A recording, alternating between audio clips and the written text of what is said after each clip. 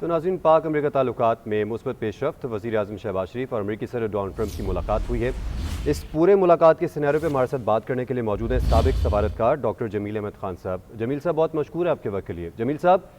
یہ جو ملاقات ہے جس کے چرچے اب دنیا بھر میں ہیں، ایک تو اس کی ملاقات کی اہمیت پر ہم بات کریں گے، اس سے پہلے جو صدر ٹرمپ کی جانب سے جو آفیشیل سٹیٹمنٹ جاری کیا گیا وزیر اعظم پاکستان کے لیے اور فیلڈ مارشل عاصم منیر کے لیے، دونوں کو اہم شخصیات اور بہت ہی اثر و رسوخ والی شخصیات بھی قرار دیا گیا اور ان کی شخصیت سے متاثر ہونے کا ایک تاثر بھی دیا گیا۔ سفارتی سطح پر اس کی اہمیت کس طرح سے دیکھ رہے ہیں آپ؟ دیکھیں، سفارتی سطح پر جو آپٹکس ہوتے ہیں، جو باڈی لینگویج ہوتی ہے ابتدا میں، وہ بہت کاؤنٹ کرتی ہے، اور خاص طور پر very high level meeting like سربراہان کی میٹنگ جس طرح ہوتی ہے، جیسے کہ اس وقت پریزیڈنٹ آف یونائیٹڈ اسٹیٹس اور پرائم منسٹر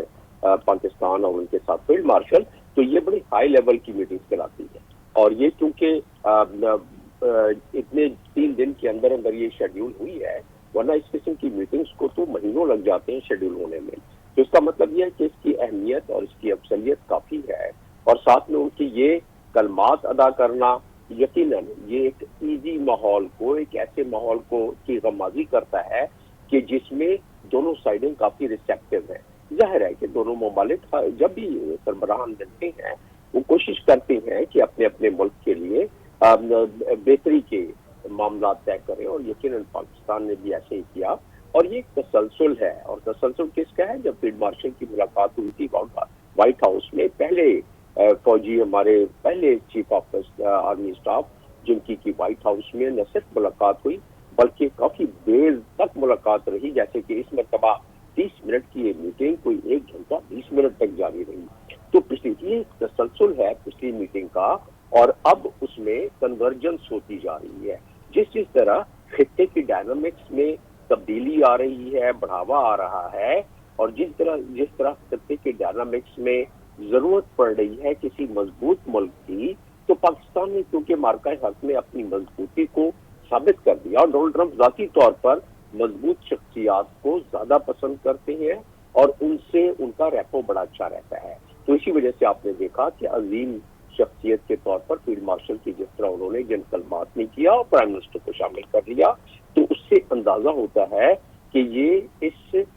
پاکستان کی جو اس وقت اہمیت ہے جیو پولیٹیکل تناظر میں، اس اہمیت سے پاکستان کی انفلوئنس، پاکستان کی قوت جو ہے وہ پہلے کے اگر معاملات کو اگر آپ کنیکٹ کریں تو محسوس ہوتا ہے کہ اس سے مڈل ایسٹ کی اسٹیبلٹی کے لیے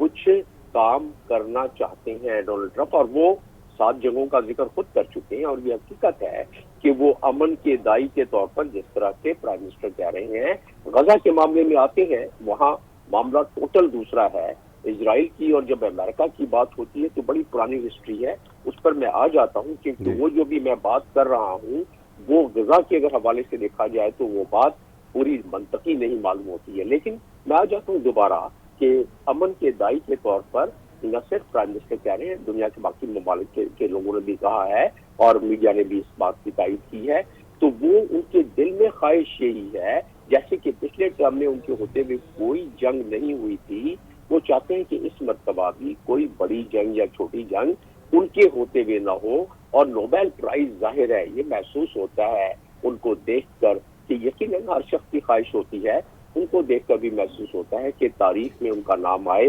نوبل پرائز ان کو ملے پیس کے طور پر، کہ وہ پیس کے پروپیلنٹ تھے، ایک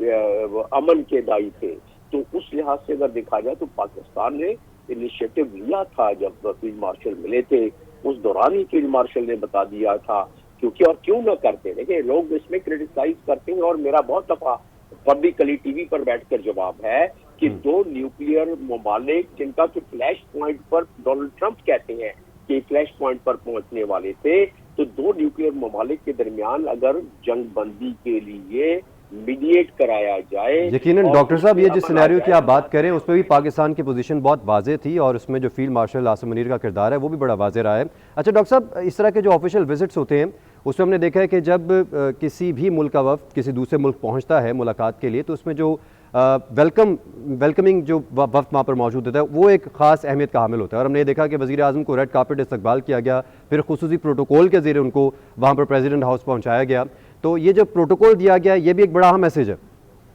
دیکھیں یہی جیسے میں آپیکس کی جو بات کر رہا ہوں اس میں ابتدا ادھر سے ہی شروع ہوتی ہے کہ جب کسی اسٹیٹ لیول پر کوئی میٹنگ ہوتی ہے، یہ میٹنگ ایک فارمل میٹنگ ہے، 6-7 سال کے بعد یہ میٹنگ ہو رہی ہے پاکستان کے ساتھ، اور فارمل میٹنگ میں